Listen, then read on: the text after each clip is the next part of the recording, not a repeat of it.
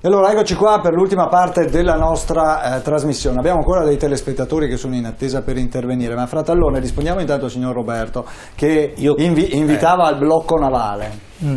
Sottoscrivo tutto quello che ha detto il signor Roberto. Forse anziché 2 navi gliene mettiamo anche 3, non sarebbe male. Quindi lei voglio per respingere? Assolutamente sì, non voglio dire di fare come in Australia dove si spara alle navi dei migranti, perché reputo che il problema sia purtroppo di dimensioni molto più grosse di quello che le nostre piccole teste, la mia in particolare, riescono a comprendere. C'è un fenomeno di dramma umano sottostante che è stato ben rappresentato anche solo dalle immagini, oltre che da quello che ha detto il professore, perché l'ha vissuto di recente, che noi nel caldo delle nostre città facciamo fatica a comprendere. Questo come premessa. Dopodiché però c'è un dramma, c'è un problema di Stato, c'è un problema di gestione di una difficoltà, e tu hai i tuoi cittadini, i tuoi contribuenti, che è una ditta che pagano le tasse e che si trovano a essere derisi. È successo a Pescara ieri da extracomunitari, perché l'anziano pensionato andava a rovistare nel pattume per cercare qualcosa da mangiare, degli scarti del mercato,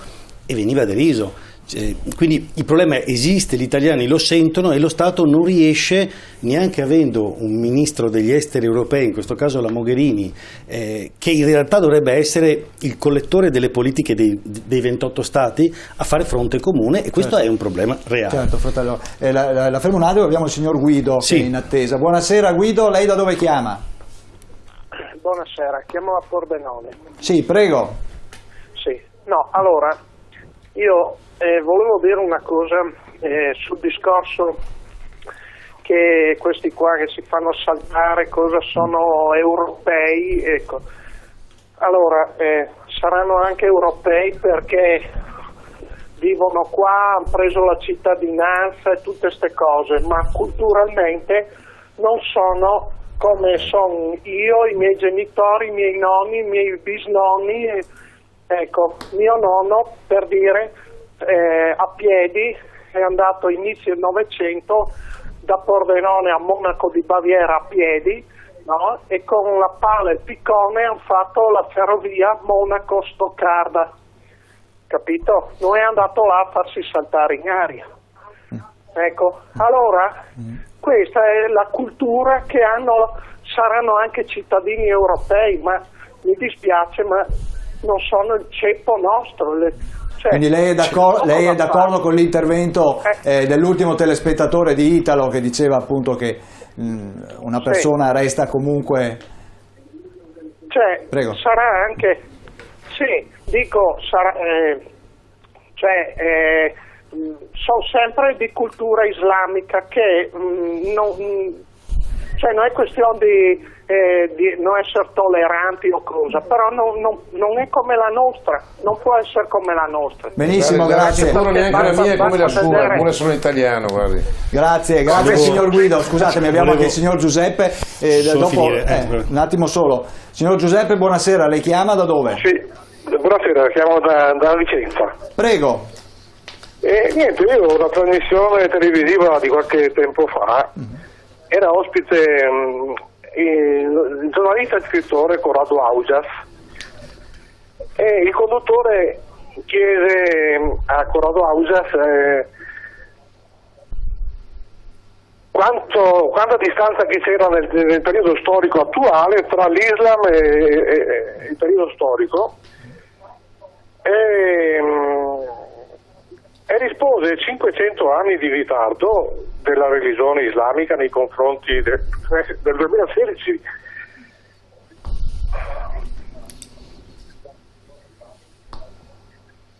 Pronto? C'è ancora? Sì. No, voglio dire, come si fa a integrare gente che è così in ritardo nella loro cultura religiosa?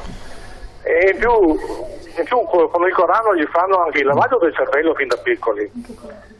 Certo. Poi il paese in cui viviamo, l'Italia, non è capace di governare la crisi di questi migranti, quindi il problema si pone veramente. Certo.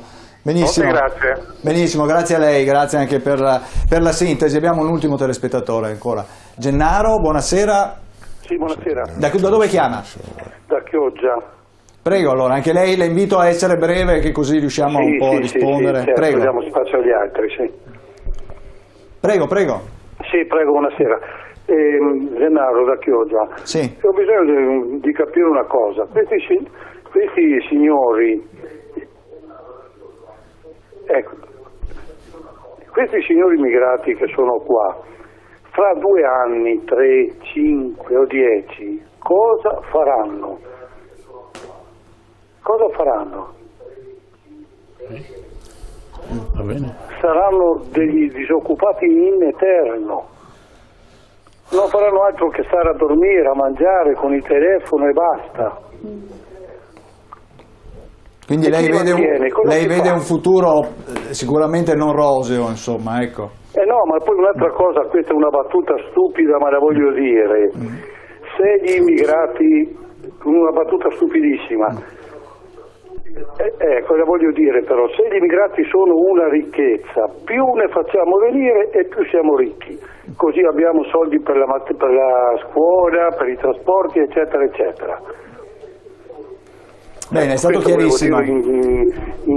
per buttarla in ridere, insomma, ecco. È stato chiarissimo, signor Gennaro. Grazie, signori. Grazie, buonasera. Grazie a lei. Allora, inizia lei, Castagna, a replicare. No. Beh, qui gli ultimi telespettatori hanno avuto un po' una linea abbastanza... La linea si è abbastanza percepita. Esiste in questo paese una capacità di lettura dei fenomeni che ci sono, non dico che li ho io, ma che non è adeguata alla situazione.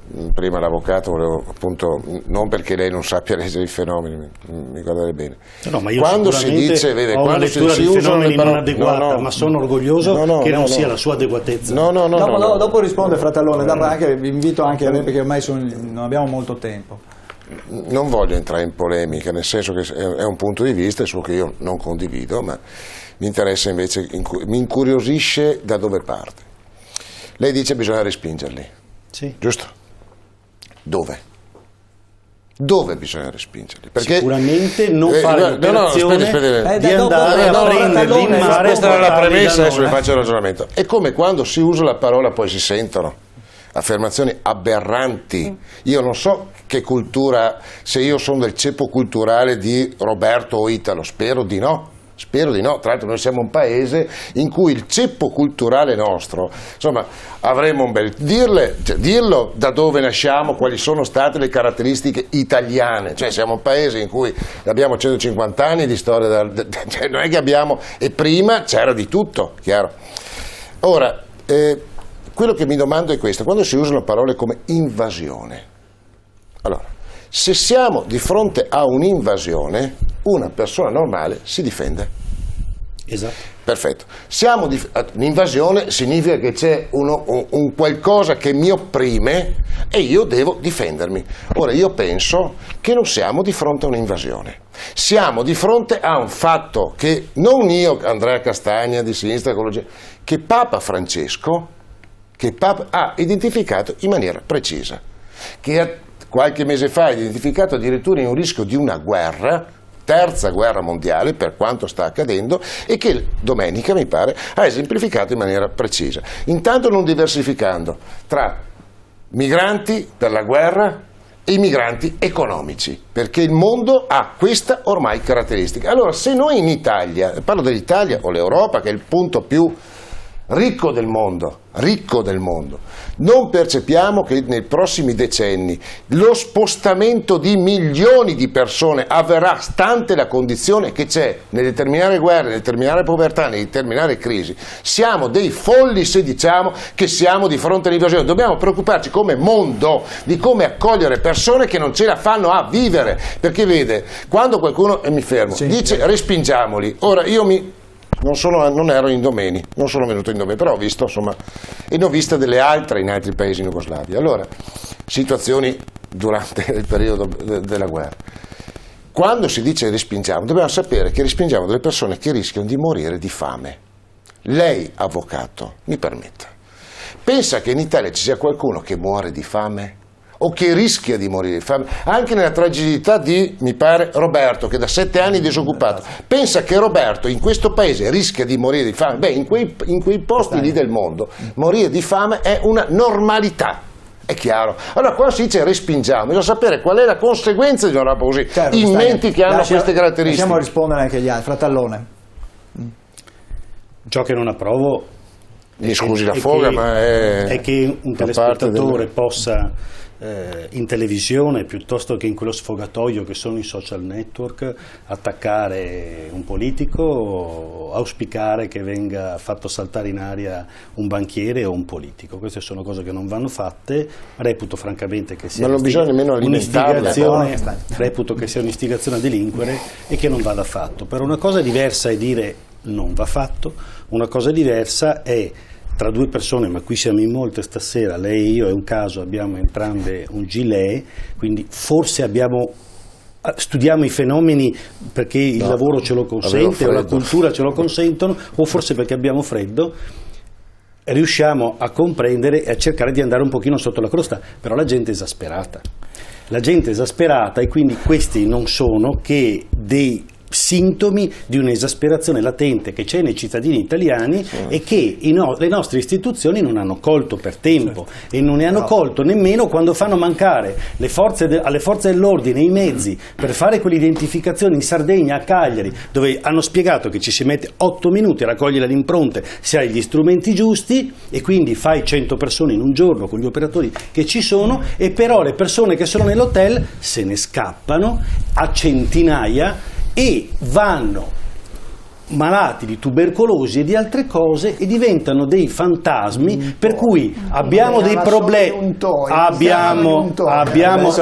non neghiamo questi problemi, professore, non neghiamo questi problemi, perché le prime che ne soffrono sono coloro che stanno male e che non possono sopportare i controlli. Quanto dico, non lo dico io, lo dicono i rappresentanti delle forze di polizia. In Sardegna, a Cagliari, c'è stata una riunione di tutti i sindacati, non di un singolo, che hanno lamentato il problema che dove nella stanza di hotel sono stati fatti i controlli per queste persone non hanno potuto fare i controlli approfonditi perché queste persone se ne sono andate nei casi in cui era emersa la necessità di farlo. Quindi di nuovo un dato oggettivo. Io volevo che rispondesse Castagna con una sinteticamente dove bisogna respingerli. Dove bisogna respingerli?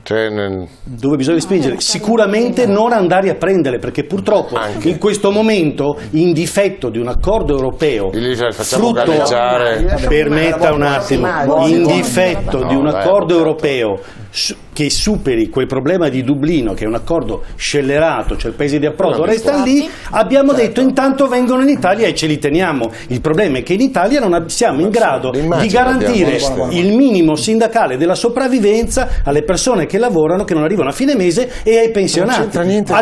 No, non è vero che non c'entra niente, perché fino a prova contraria è il nostro paese. Abbia pazienza un attimo. Abbiate pazienza. Allora, lo Stato cosa dovrebbe fare? Una norma che consenta di tenere le persone 72 ore per consentire la registrazione, perché in questo momento sono 12 ore, in 12 ore i poliziotti non riescono a fare niente. Queste cose sono state dette alla Camera, alla Commissione bicamerale. Sono state dette. Sentiamo Fratallone, sentiamo Moretta.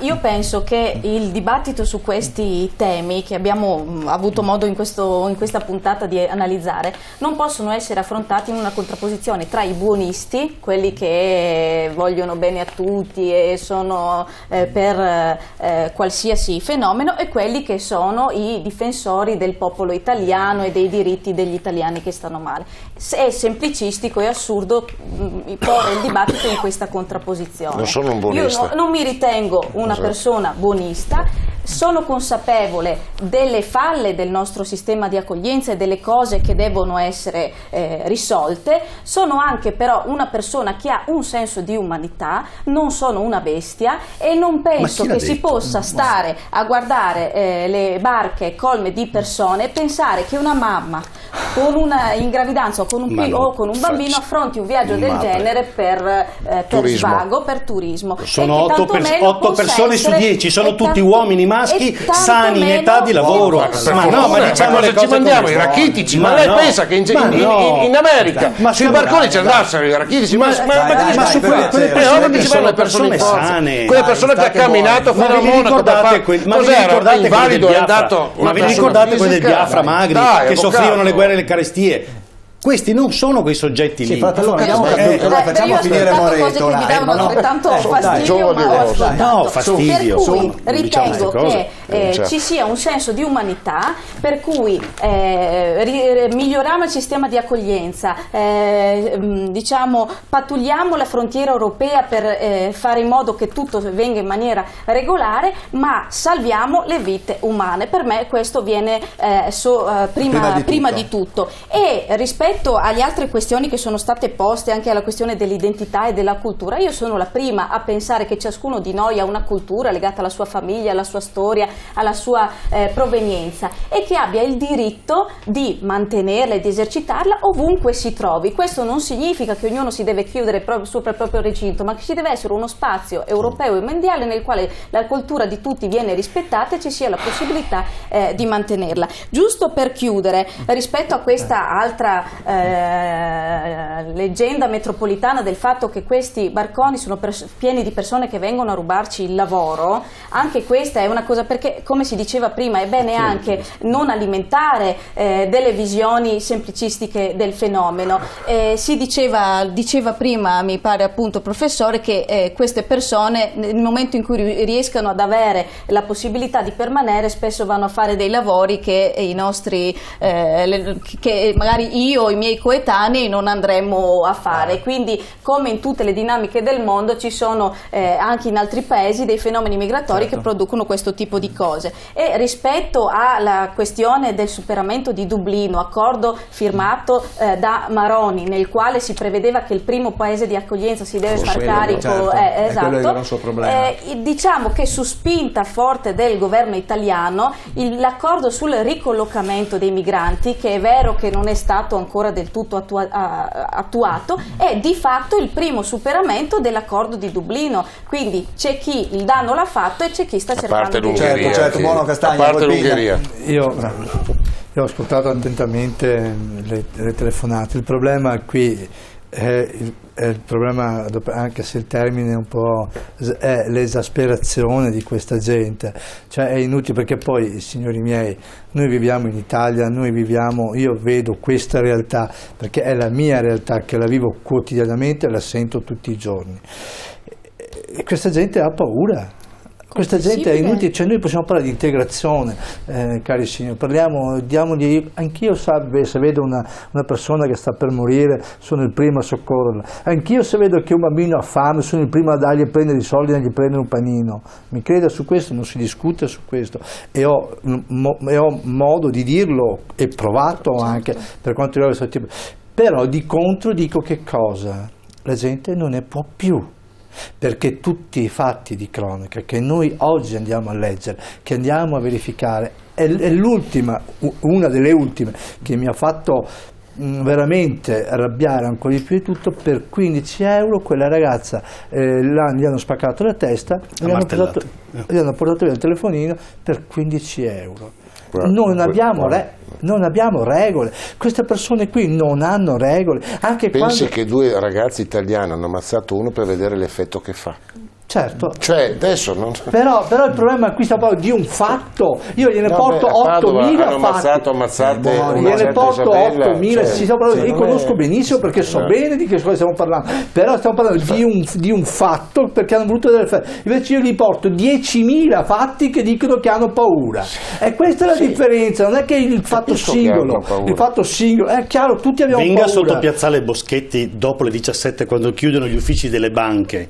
Mandi, se ha famiglia, il papà, la mamma, scusa se ti ho interrotto, forse una persona anziana, e poi alla sera conterà quanti sono gli scippi o i trascinamenti a terra. Scusate, bisogna arrivare a un insieme di situazioni. Abbiamo discusso anche stasera, riuscire a integrare, che è una parola difficile, nello stesso tempo a fare, perché il fatto che vengono qua tante volte dire facile, portiamoli qua e va bene, dopo comunque Volpini, è la polizia il tema che ha introdotto Castagna è un tema di cui abbiamo parlato molte altre volte in trasmissione, perché noi stiamo vivendo un flusso migratorio dettato dalla crisi economica piuttosto che dalle crisi di guerra, ma le stime per i cambi climatici dicono che nei prossimi anni ci saranno delle migrazioni ancora più importanti, che non sono legate né a voglia di invasione piuttosto che facciamo intervenire. Sì, però dico, pensiamo anche ai nostri cittadini. Ma questo, Certo. questo sarebbe non metterli in contrapposizione, non c'entra pensiamoli però. certo che frasi, cioè io vorrei convinto che- invitare caldamente a vedere questo bellissimo documentario che si chiama Fuoco a mare, che ha vinto a Berlino, che dà un'idea abbastanza buona di che cosa succede in Italia. Se nelle posso nostre fare uno acque e nelle spot nostre dopo, coste. sul 7 di aprile la CGIL organizza qui a Padova una serata gratuita col Ecco, film questo è secondo me fa capire molte cose. Anche se uno non va a Lampedusa, non va ai domeni, ci sono molti operatori anche in questa regione che lavorano coscienziosamente senza fregare i soldi per vedere per aiutare queste persone che sono arrivate, e io ne conosco diversi, devo dire, quando vedo che vengono da Ca' Foscari sono contento, perché vuol dire che comunque alcuni dei nostri studenti si impegnano volontari o all'interno di organizzazioni per dare qualcosa a questo paese, a chi ha avuto molta meno fortuna e chi adesso si trova sul nostro territorio. Quindi spesse volte si trovano, ahimè, a dover fare i conti con delle amministrazioni non particolarmente favorevoli a questo. L'ultima cosa volevo dire al telespettatore, diceva che il padre aveva fatto tutte quelle cose, che diceva appunto che gli islamici non sono la nostra cultura. Il padre delle persone, i padri delle persone che si sono fatte saltare in aria, eccetera, anche loro hanno una storia, però, e la storia di tutte quelle persone è stata una storia di oppressione da parte di dominazione feroce, selvaggia da parte del paese in cui loro operano, una oppressione coloniale, tecnicamente coloniale. Credo che di questo fenomeno non dobbiamo dimenticarci. Professor Casen, e Pontani qua in chiusura ha introdotto un altro tema particolarmente caldo, no? Ai nostri trascorsi. Sì, sicuramente poi buona parte di questa rivoluzione nasce dal colonialismo, soprattutto per la Francia, quello algerino, belga, la stessa cosa. Non possiamo lagnarci di avere naturalizzato una popolazione che è immigrato perché è obbligata ad immigrare e poi diciamo non ci somigliano. Certo che non ci somigliano, non ci somiglieranno mai. E allora qualcuno dice, come ha detto il telespettatore, e ha perfettamente ragione, sono indietro di 500 anni. E allora perché andiamo a distruggere le loro case, che sono indietro di 500 anni, e non portiamo le scuole? Perché non portiamo la nostra cultura? Si può fare, ci sono le università.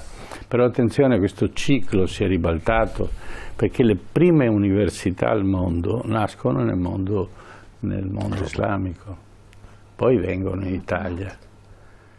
Se noi sappiamo scrivere i numeri, lo dobbiamo agli arabi, sono numeri arabi. Lo zero non l'abbiamo scoperto noi, e lo zero crea un mondo dei numeri tutto nuovo che i romani non conoscevano, per esempio, no? Quindi se crea il numero positivo e negativo, crea l'algebra, la scoperta del numero. Cos'era lo zero? Per i romani non era una cosa concreta. 0 pecore non diceva niente, una pecora, sì, meno pecore non vuol dire niente. Quindi un esempio, erano estremamente concreti.